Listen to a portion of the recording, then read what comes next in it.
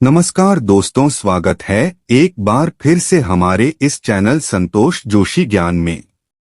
दोस्तों, भाग्य बड़ा या कर्म, इस दुनिया में दो तरह के इंसान हैं। एक जो यह मानते हैं कि भाग्य वाग्य कुछ नहीं होता और वे कर्म की प्रधानता में ही विश्वास करते हैं। दूसरे वे लोग हैं जो भाग्यवादी हैं, यानी उनका किस्मत कनेक्शन में पूरा भरोसा होता है। उनका दृढ़ विश्वास होता है कि जो भाग्य या किस्मत में लिखा है वो होके ही रहेगा। यानी इंसान कर्म और भाग्य की दो धुरियों में घूमता रहता है और अंततः दुनिया से अलविदा हो जाता है। आज का युवा भी यही सोचता है कि बिना कुछ किए ही उसे वह सब कुछ मिल जाए जो वह चाहता है।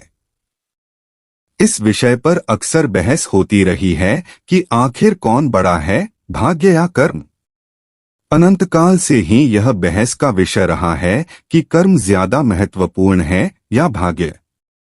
जब अर्जुन ने कुरुक्षेत्र में अपने स्वजनों को युद्ध के लिए अपने सामने खड़ा पाया तो उसका शरीर निस्तेज हो गया, हाथों से धनुष छूट गया, प्राणहीन मनुष्य के समान वह धरती पर गिर गया। तब भगवान श्री कृष्ण ने उसे गीता के कर्म ज्ञान का उपदेश दिया। भागवत गीता में भगवान श्री कृष्ण भी अर्जुन से कर्म करने की ही बात कहते हैं, अर्जुन को कर्म करने का ही उपदेश देते हैं। श्री कृष्ण कहते हैं कि हे अर्जुन, राज्य तुम्हारे भाग्य में है या नहीं ये तो बात की बात है, परंतु युद्ध तो तुम्हें पहले लड़ना ही होगा, कर्म तो तुम्हें करना ही होगा। तो दोस्तों, आइए अब उस कहानी की शुरुआत करते हैं जिसमें बहुत बड़ी सीख छिपी हुई है। वक्त से लड़कर जो नसीब बदल दें, इंसान वही जो अपनी तकदीर बदल दें। कल क्या होगा कभी ना सोचो, क्या पता वक्त कल खुद अपनी तस्वीर बदल दें। दोस्तों, उदाहरण के लिए हम आपको एक छोटी सी कहानी सुना रहे हैं जिससे आप समझ सके कि आखिर कर्म बड़ा है या भाग्य। दोस्तों, एक जंगल के दोनों ओर अलग अलग राजाओं का राज्य था और उसी जंगल में एक महात्मा रहते थे जिन्हें दोनों राजा अपना गुरु मानते थे। उसी जंगल के बीचों बीच एक नदी बहती थी। अक्सर उसी नदी को लेकर दोनों राज्यों के बीच झगड़े फसाद होते रहते थे। एक बार तो बात बिगड़ते बिगड़ते युद्ध तक आ पहुंची। कोई भी राजा सुलह को तैयार नहीं था, सो युद्ध तो निश्चय ही था। दोनों राजाओं ने युद्ध से पहले महात्मा का आशीर्वाद लेने की सोची और पहुंच गए जंगल की उस कुटिया में जहां महात्मा रहते थे। पहले एक राजा आया और उसने महात्मा से युद्ध में विजय का आशीर्वाद मांगा।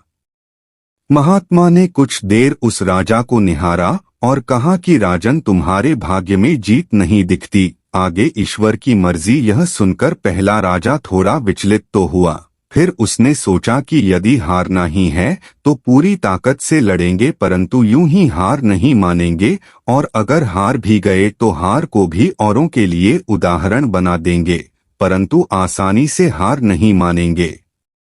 यह निश्चय कर वह वहां से चला गया। दूसरा राजा भी जीत का आशीर्वाद लेने महात्मा के पास आया, उनके पैर छुए और विजय श्री का आशीर्वाद मांगा।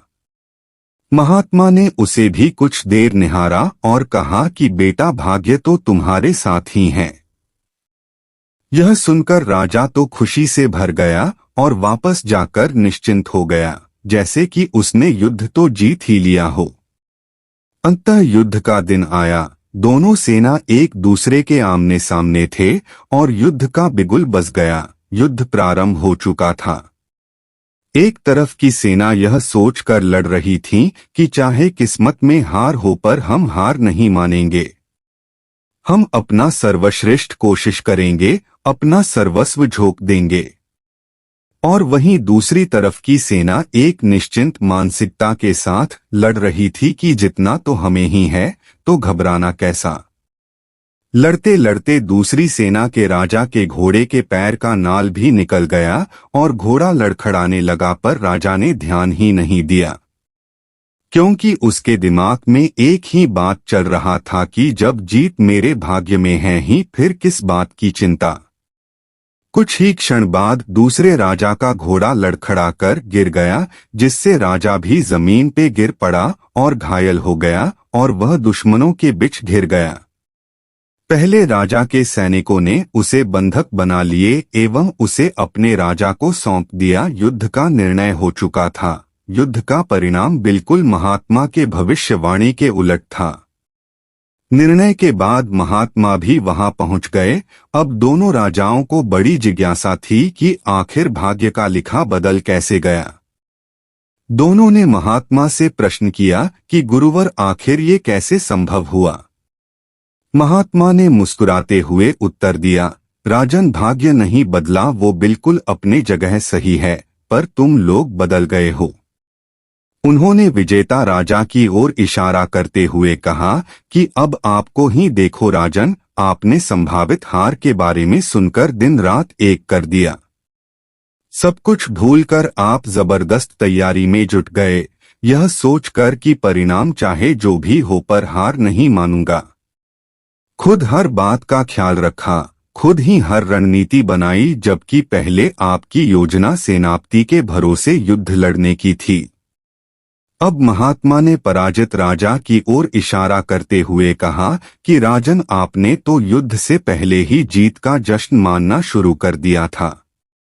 आपने तो अपने घोड़े की नाल तक का ख्याल नहीं रखा, फिर आप इतनी बड़ी सेना को कैसे संभालते और कैसे उनको कुशल नेतृत्व देते।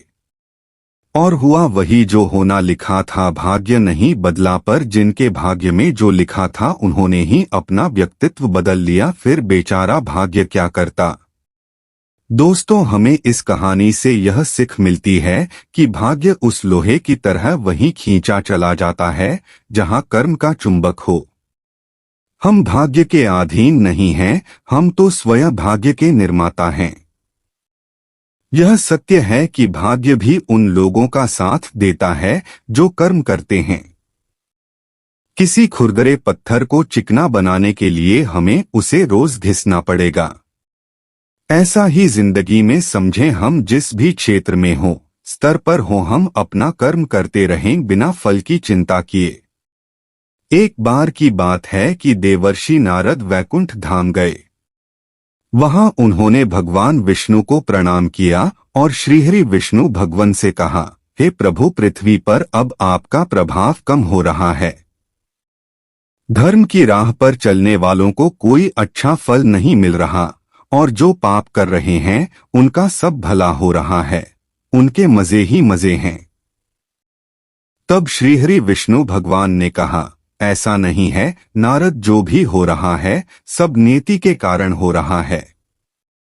नारद बोले, प्रभु मैं तो यह सब पृथ्वीलोक देखकर आ रहा हूँ। पापियों को अच्छा फल मिल रहा है और भला करने वाले, धर्म के रास्ते पर चलने वाले लोगों को बुरा फल मिल रहा है। श्री विष्णु भगवान ने कहा, नारद कोई ऐसी घटना बताओ जो तुमने देखा हो।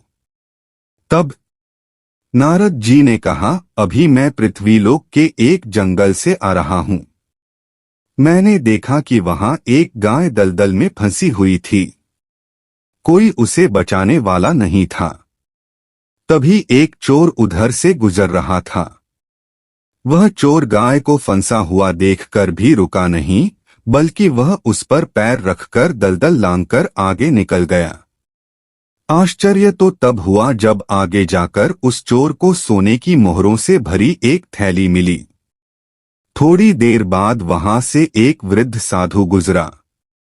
उसने उस गाय को दलदल में फंसा देख उसको बचाने की पूरी कोशिश की। साधु ने अपने पूरे शरीर का जोर लगाकर उस गाय को बचा लिया, लेकिन मैंने देखा कि गाय को दलदल से निकालने के बाद वह साधु जब कुछ दूर आगे गया तो एक गड्ढे में गिर गया।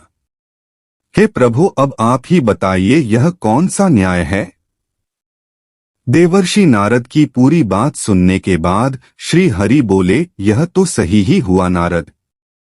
जो चोर गाय पर पैर रखकर भाग गया था उसकी किस्मत में तो पहले से ही एक खजाना था, लेकिन उसके इस पाप के कारण उसे केवल कुछ मोहरें ही मिली। परंतु प्रभु, नारद बोले, बेचारे उस साधु ने तो कोई पाप नहीं किया था, फिर उसे गड्ढे में गिरकर मृत्यु क्यों मिली?